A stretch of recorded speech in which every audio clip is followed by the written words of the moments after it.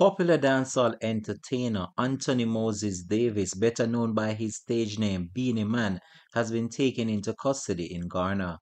Hi again and welcome. This is Links 007 TV Celebrity Scoop, and we'll be right back with the details to come. Hi again and welcome to Links 007 TV Celebrity Scoop, where you get the latest news, views, and trends on celebrities.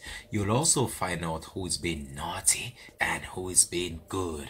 Right here, both local and international news on celebrities, Links 007 TV is the place to be.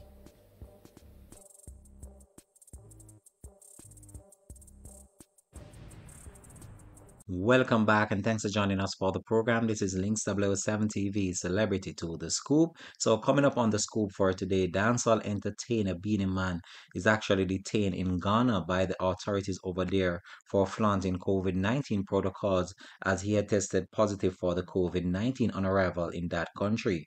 So I'm about now to provide you with the latest we have in relation to this story. So Ghanaian media is reporting that the dancehall DJ Beenie Man was detained in the country for flaunting COVID-19 quarantine protocols.